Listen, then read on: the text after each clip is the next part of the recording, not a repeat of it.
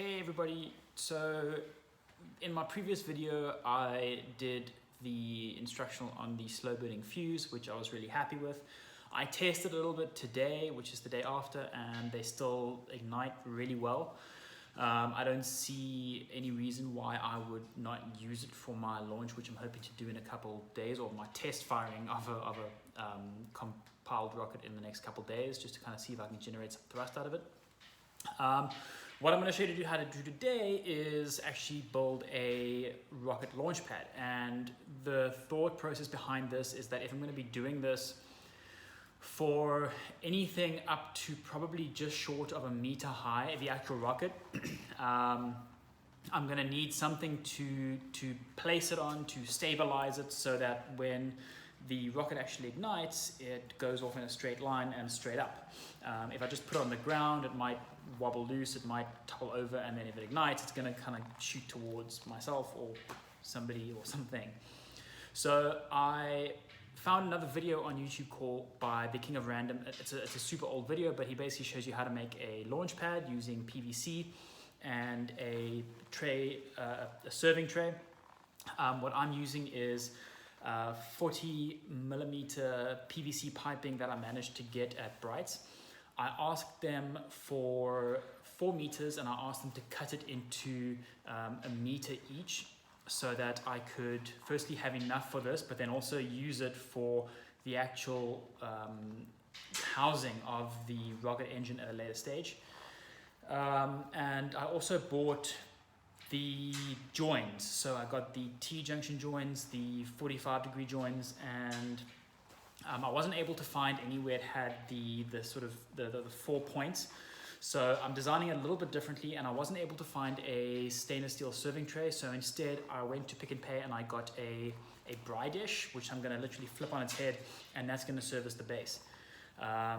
Something that I am going to do now is I'm going to show you, I'm just going to cut up the legs into 30 centimeter pieces, and then I'm going to cut the PVC into shorter pieces to create the joins. So let's get into that.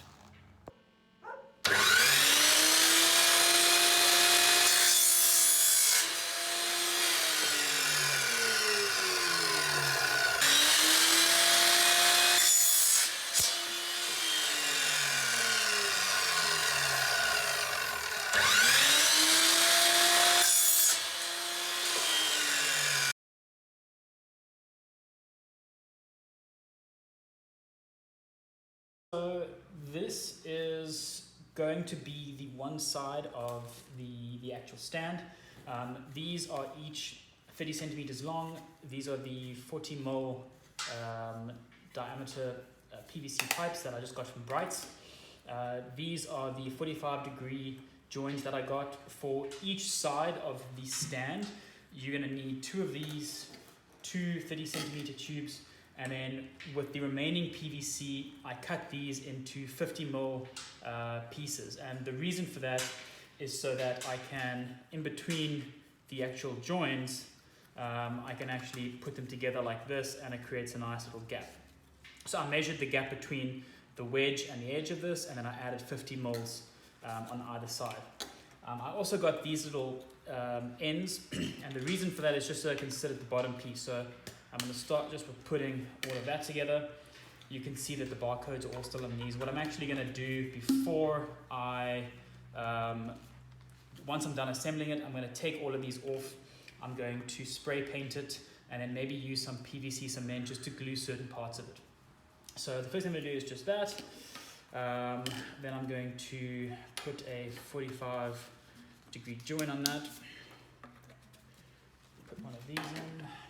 Same thing over here.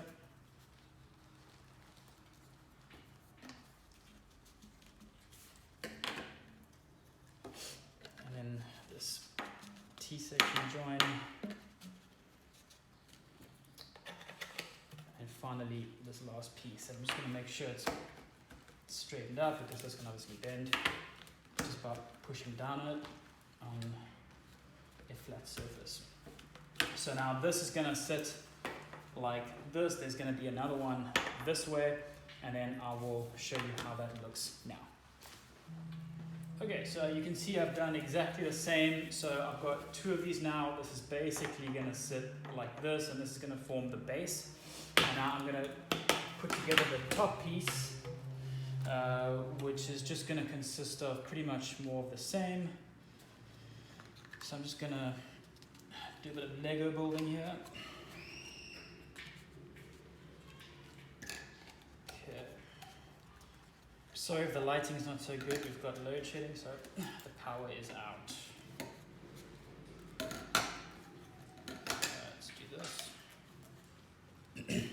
So the one thing in the video that I watched online, you were able to kind of change the angle of it so that if it wasn't level, you could change the angle of it. I'll show you now why I've chosen not to do it. So this is the top part of this, and now I'm going to put it all together and show you how it looks as a concept.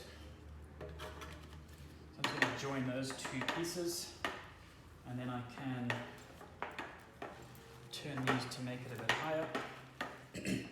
So this is it in its sort of core, and then I can come around this side, and what I'm going to do is I'm basically going to take this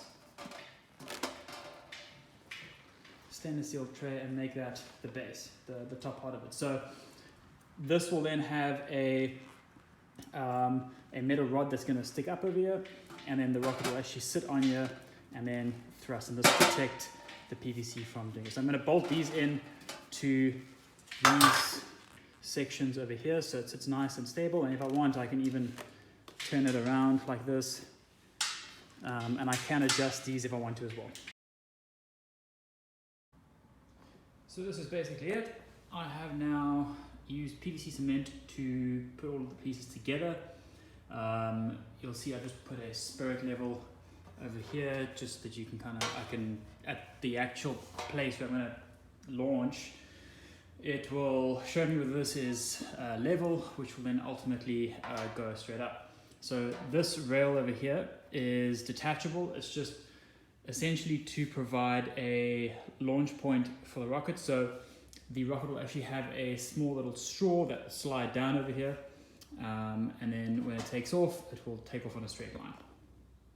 I have left certain pieces uncemented so that for travel, for example, I can take this out. I can also swivel this around, and then I can also move this up and down depending on the angle that I want to launch it at. So it actually works quite nicely. And then if I want, I can just detach it completely as well. So this is it. As you can see, I just bolted it in there, and that's it.